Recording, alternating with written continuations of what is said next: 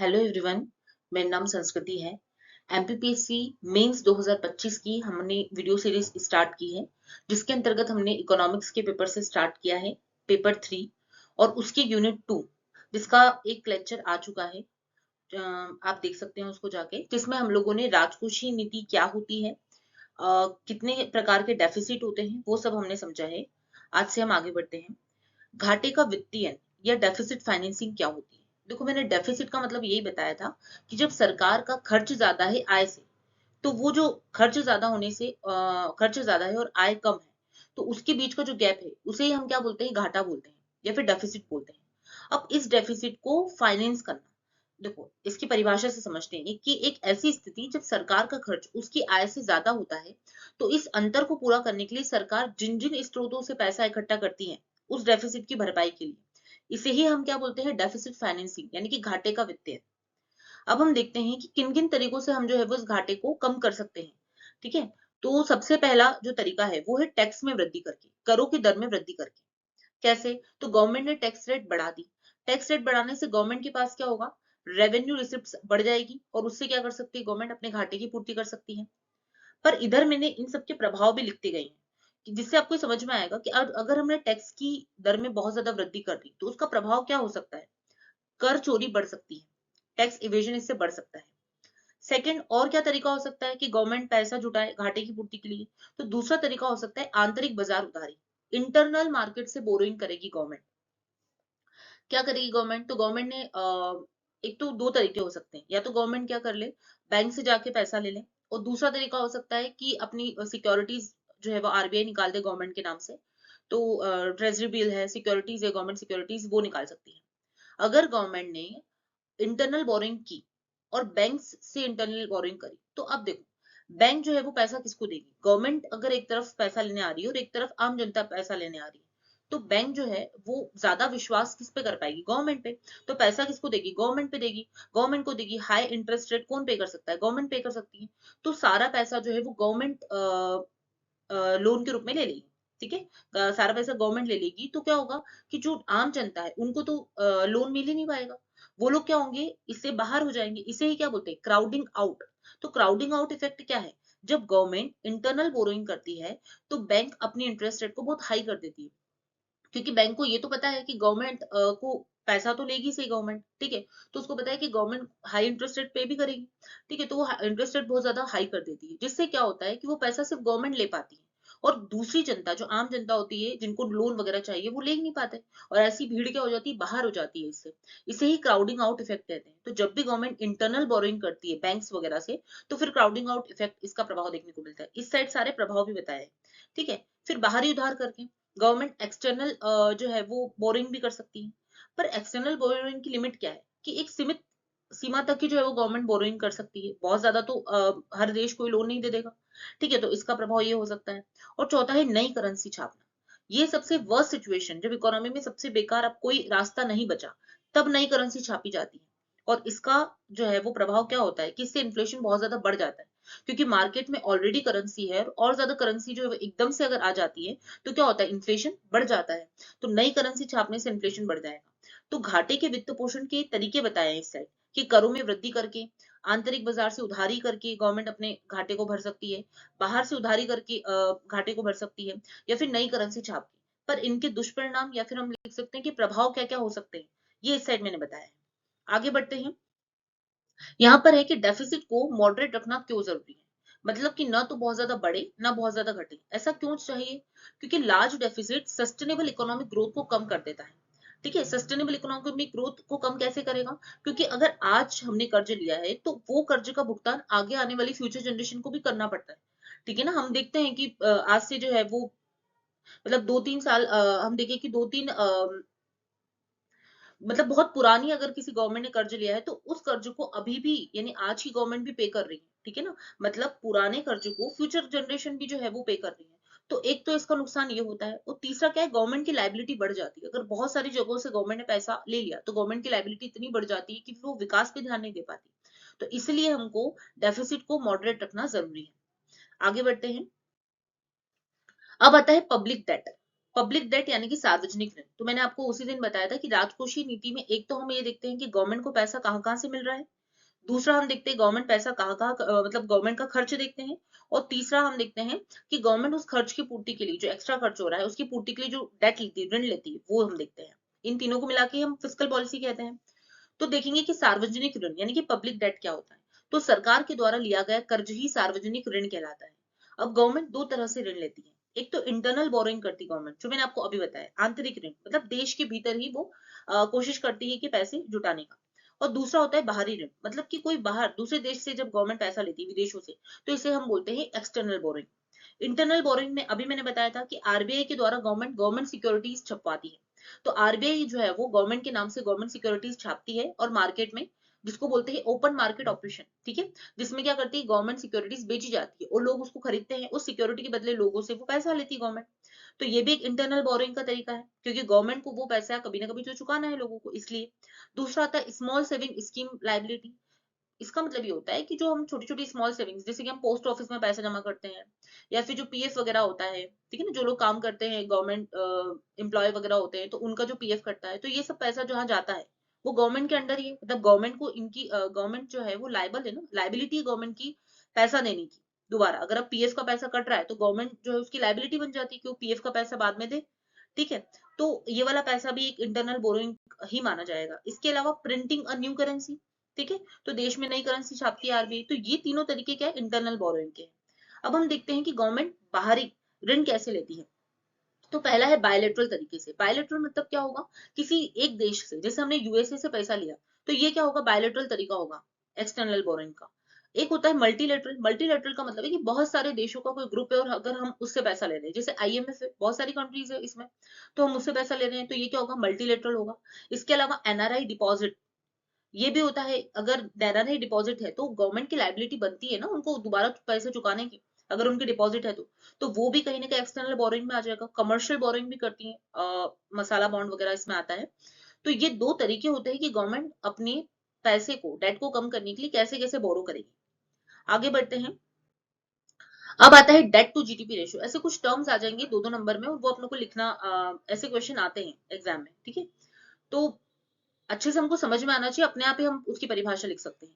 Date to GDP ratio, नाम से ही समझ में आ रहा है, ऋण जीडीपी अनुपात, मतलब जीडीपी में ऋण का कितना भाग है, ठीक है, जीडीपी में ऋण का कितना अनुपात है, इसे ही क्या बोलते हैं, डेट टू जीडीपी रेशो। किसी देश के ऋण और उसके सकल घरेलू उत्पाद मतलब जीडीपी के बीच का अनुपात। जीडीपी का मतलब पता है कि देश की भौगोलिक सीमा के भीतर एक वर्ष में जितना भी वस्तु और सेवा का उत्पादन होता है, उसका अंतिम मूल्य क्या होता है, जीडीपी होता है। तो वो जो वस्तु और सेवा का उत्पादन हो रहा है उसकी जितनी प्राइस है, उसमें जीडीपी में जो हम देखेंगे उसमें ऋण का कितना अनुपात है, ठीक है ना, डेट उसमें कितना है, उसे हम क्या बोलते हैं, डेट टू जीडीपी रेशो बोलते हैं। और इस बात का संकेतक है कि कोई देश अपने ऋणों का भुगतान करने में कितना सक्षम है, डेट टू जीडीपी रेशो ये बताता है हमें। आगे बढ़ते हैं।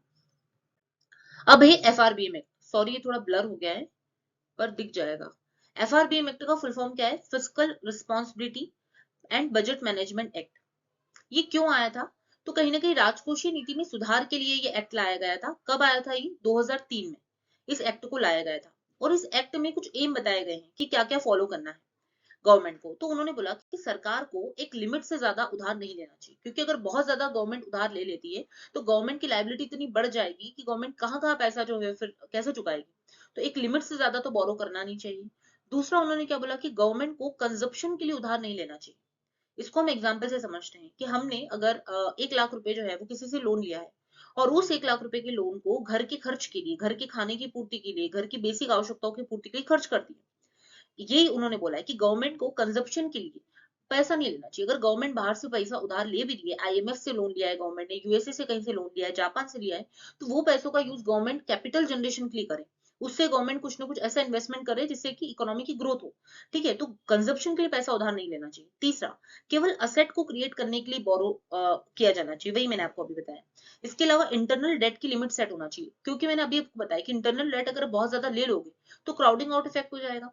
इसके अलावा गवर्नमेंट अगर बार बार सीधे आरबीआई से पैसा प्रिंट कराएगी तो डेफिसिट कम नहीं होगा, कराकर डेफिसिट कम नहीं कर सकती है, ठीक है ना। अगर बार बार आप करवाते भी रहोगे तो इन्फ्लेशन बढ़ जाएगा, ठीक है। तो ये एफआरबीएम एक्ट आया था 2003 में। इसी एक्ट में 2016-17 में संशोधन किया गया था। ठीक है, एनके सिंह कमेटी बैठी थी, उसकी अध्यक्षता में एफआरबीएम एक्ट 2016-17 में संशोधन किया था। और ये सबसे इंपॉर्टेंट क्लॉज है इसका कि फिस्कल डेफिसिट जीडीपी का 3% से ज्यादा नहीं होना चाहिए। अब ऐसे जो स्टेटमेंट है इसको आप अपने आंसर में कोड कर सकते हैं। ठीक है, कि जो फिस्कल डेफिसिट है वो जीडीपी का 3% से ज्यादा नहीं होना चाहिए। ये एफआरबीएम एक्ट में 2016-17 में जो संशोधन हुआ था उसमें कहा गया था। अब इनकी कुछ रिकमेंडेशन है जिनको आप अपने आंसर्स में यूज कर सकते हैं। जैसे इन्होंने पहली रिकमेंडेशन दी थी कि एस्केप क्लॉज। अब ये एस्केप क्लॉज क्या होता है? इकोनॉमिक्स की जो टर्म्स है वो इंग्लिश में ही याद होना चाहिए, क्योंकि हिंदी में उसका ट्रांसलेशन कुछ भी आ जाता है, तो हमको अगर इंग्लिश का उसका पता है तो हम लिख पाएंगे अच्छे से। तो एस्केप क्लॉज का मतलब ये होता है कि एक्सेप्शनल ईयर में टारगेट अचीव नहीं भी कर पाए तो चलेगा। टारगेट मतलब वही कि जीडीपी का 3% से ज्यादा फिस्कल डेफिसिट नहीं होना चाहिए। फिस्कल डेफिसिट क्या होता है ये लास्ट लेक्चर में मैंने बताया है, तो आप पहले वो लेक्चर जाके देखिए, तब आपको ये समझ में आएगा।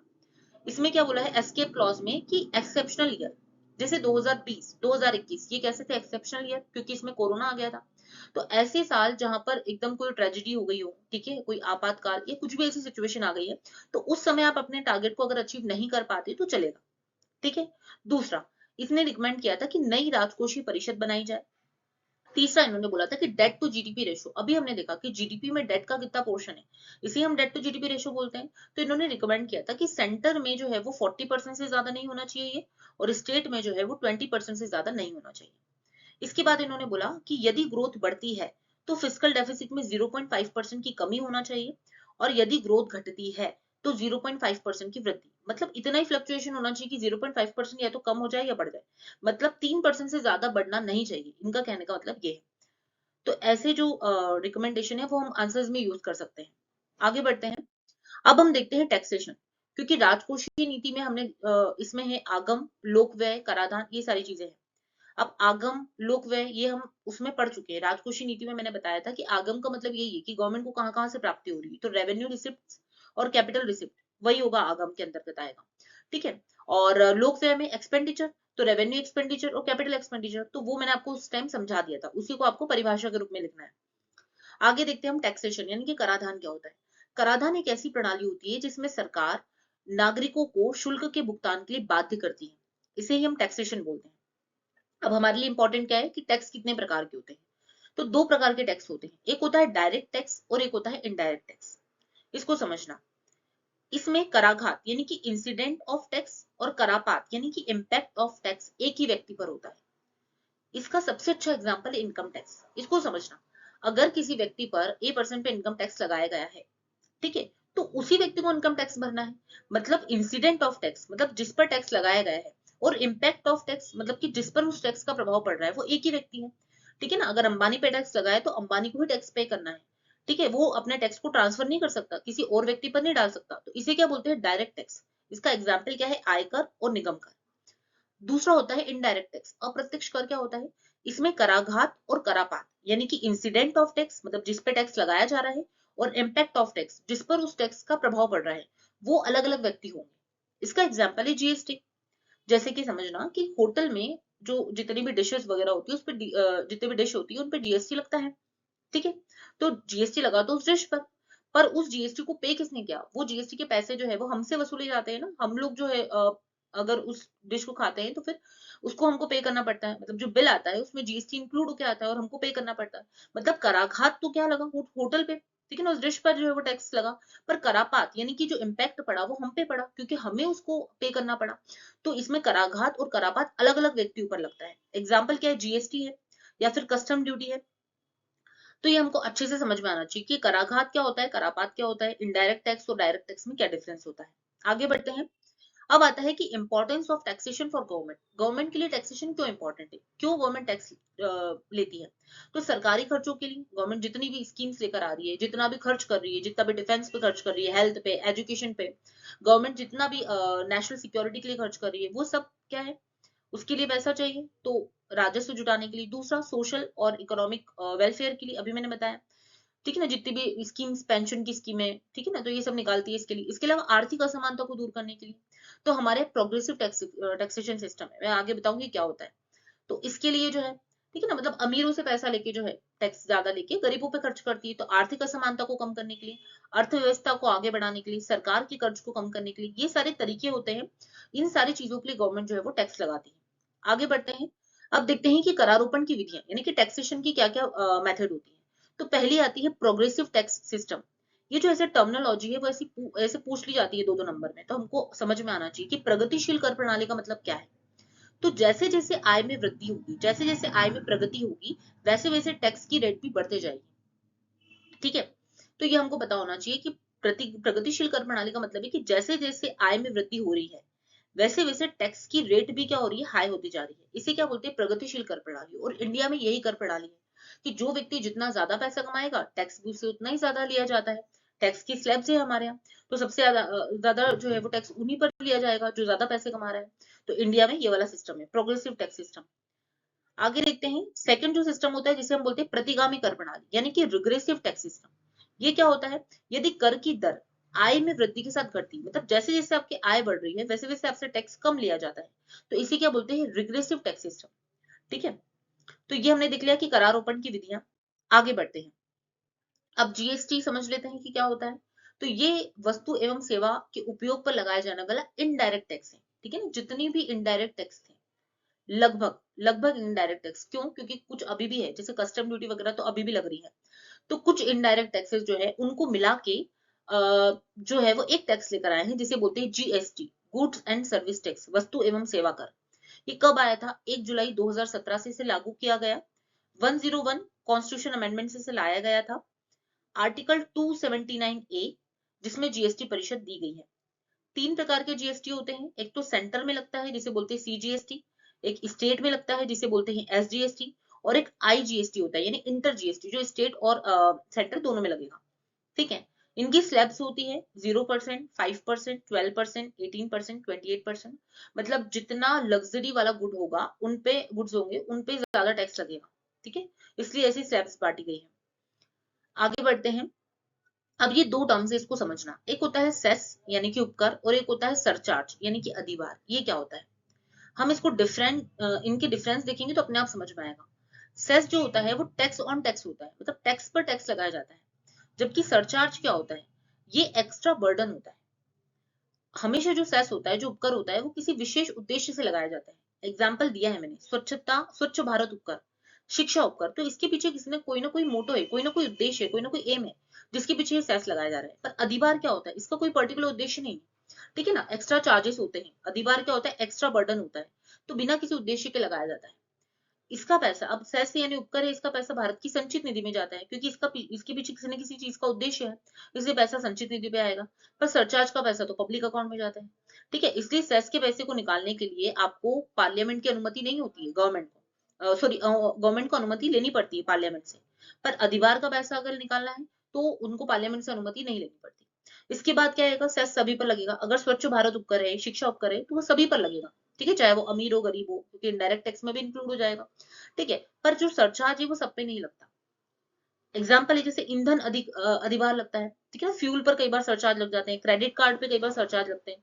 तो क्या ये सब पे तो नहीं लगेगा ना, पर्टिकुलर इसकी लिमिट होती है। तो ये एक्स्ट्रा बर्डन होते हैं, जबकि उपकर जो होता है वो किसी विशेष उद्देश्य से लगाया जाता है। ये डिफरेंस है इनके बीच में। आगे बढ़ते हैं। टैक्स बोयेंसी यानी कि कर उत्प्लावकता क्या होता है, इसको इस फॉर्मूले से समझते हैं। Percentage changes in tax revenue upon percent change in GDP. मतलब इसमें ये बताएगी कि जीडीपी में जैसे जैसे वृद्धि होगी, उस वृद्धि से टैक्स में क्या प्रभाव पड़ेगा। ठीक है, कि जैसे जैसे जीडीपी बढ़ रही है तो टैक्स भी बढ़ रहा है क्या, उसको देखने के लिए ये फॉर्मूला है जिसे बोलते हैं टैक्स बोयेंसी यानी टैक्स कर उत्प्लावकता। अगर जीडीपी बढ़ रहा है, मतलब प्रोडक्शन यानी कि वस्तु एवं सेवा कर का उत्पादन बढ़ रहा है और उनका अंतिम मूल्य, ठीक है ना, जीडीपी तो वही होता है। तो अगर वो बढ़ रहा है तो क्या उससे हमको टैक्स भी ज्यादा मिल रहा है। तो percentage change in tax revenue upon percentage change in GDP, इसे ही क्या बोलते हैं, टैक्स बोयेंसी यानी कि कर उत्प्लावकता। आगे बढ़ते हैं। अब ये दो टर्म समझना, एक आता है मनी लॉन्ड्रिंग और एक होता है टैक्स इवेजन यानी कि कर की चोरी, कर अपवंचन। क्या होता है, मनी लॉन्ड्रिंग का मतलब होता है ब्लैक मनी को व्हाइट मनी में कन्वर्ट करना, इसे ही क्या बोलते हैं, मनी लॉन्ड्रिंग बोलते हैं। अब इसे हम एग्जांपल से समझते हैं। एक ए पर्सन है, उसने ड्रग ट्रैफिकिंग से पैसा कमाया। अब ड्रग ट्रैफिकिंग से पैसा कमाया है मतलब वो इलीगल पैसा है। अब इसने इस इलीगल पैसे को इन्वेस्ट कर दिया कोई शेल कंपनी में। शेल कंपनी मतलब फर्जी कंपनी, जिसको ये रजिस्टर्ड तो है कंपनी के नाम से, पर कुछ चल नहीं रहा है। ठीक है ना, वो कंपनी काम नहीं करती है, ये फर्जी कंपनियां होती है जिसे हम शेल कंपनी बोलते हैं। अब इस फर्जी कंपनी को क्रिएट कर लिया और इस कंपनी में झूठे खर्च और प्राप्तियों की रिसिप्ट्स बना ली। ठीक है, और ये सारा पैसा, क्योंकि ये रिसिप्ट से खर्च और प्राप्तियों की, तो इसको कहाँ कर, तो ये जो पैसा है वो डिपॉजिट कर दिया बैंक के अंदर। तो ये था तो ब्लैक मनी, पर क्योंकि फर्जी कंपनी के जितने भी खर्च वगैरह है उसके बिल वगैरह लगा दिए और बैंक में जमा कर दिया, तो ये जो ब्लैक मनी है वो व्हाइट मनी में कन्वर्ट हो गया। इसे ही हम क्या बोलते हैं, मनी लॉन्ड्रिंग बोलते हैं। यही मनी लॉन्ड्रिंग आगे चल के टैक्स इवेजन भी, मतलब इसको मैं रिलेट करके बताती हूँ आगे कि टैक्स इवेजन क्या होता है, कर अपवंचन क्या होता है। तो किसी करदाता पर वैधानिक रूप से जो कर देयता रहती है उसका भुगतान न करना ही टैक्स इवेजन कहलाता है। इसको समझते हैं। एग्जाम्पल देखते हैं कि व्यक्ति जिसने ड्रग्स स्मगलिंग से पैसा कमाया है, उसने इन्वेस्ट किया है पैसे को फर्जी कृषि फॉर्म में। कोई शेल कंपनी है, कोई शेल एग्रीकल्चर फॉर्म है, ठीक है ना, कोई फर्जी कृषि फॉर्म है, वहां पे पैसा जमा, उसमें पैसा ऐसा दिखाया है कि उसमें पैसा मैंने इन्वेस्ट करा है। अब थी तो ये ब्लैक मनी, पर क्योंकि ये फर्जी कृषि फॉर्म है तो इसका पैसा उन्होंने बैंक में डिपॉजिट करा। ठीक है ना, बिल्स वगैरह लगा दिए होंगे फर्जी, तो बैंक में डिपॉजिट कर दिया। अब ये ब्लैक मनी बैंक में डिपॉजिट होते ही व्हाइट मनी में हो गया। ठीक है, ये तो हो गया मनी लॉन्ड्रिंग। अब टैक्स चोरी कैसे होगी। अब क्योंकि कृषि से प्राप्त आय है, उसे पता था कि अगर मैं कोई फर्जी कृषि फॉर्म बनाऊंगा, तो क्योंकि एग्रीकल्चर पे हमारा टैक्स नहीं लगता है, ठीक है, तो यहाँ पर क्या होगा, कृषि से प्राप्त आय करके बाहर हो जाएगी। ठीक है, तो ये क्या होगी, टैक्स चोरी होगी, क्योंकि हमने क्या बोला कि वैधानिक रूप से जो कर देता रहती है उसका भुगतान न करना। वैधानिक रूप से उसको टैक्स देना चाहिए। ठीक है, पर क्योंकि उसका क्या है, पैसा ब्लैक मनी का है और उसको व्हाइट मनी में उसने कन्वर्ट कर लिया और कृषि पर टैक्स लगता नहीं है, तो ये क्या हो गई, कर चोरी हो गई। इस प्रकार हम लोगों ने ये जो पहला टॉपिक था राजकोषीय नीति वाला, वो हमने कंप्लीट कर लिया है। अगर आपको लेक्चर अच्छा लग रहा है तो आप ज्यादा से ज्यादा लोगों को शेयर कीजिए। आप बता सकते हैं कि अगर आपको कोई टर्म समझ में नहीं आ रहा है तो कमेंट करके बताइए, तो मैं उसको एक्सप्लेन कर दूंगी नेक्स्ट लेक्चर में। और ज्यादा से ज्यादा लोगों को शेयर कीजिए। यदि आपका प्री निकल रहा है तो आपको मेंस की तैयारी करनी ही है, पर अगर प्री नहीं भी निकल रहा है तो भी मेंस की तैयारी करनी है। तो ये जो पूरे लेक्चर है वो, इसका जो है वो पूरा आपको नोट्स के फॉर्म में कंटेंट, ठीक है, तो बहुत हेल्प करेगा आपको समझने में भी, और एग्जाम्पल देके मैंने समझाया है अच्छे से। अगर आपको लेक्चर अच्छा लग रहा है तो लाइक कीजिए, शेयर कीजिए, कमेंट करके बताइए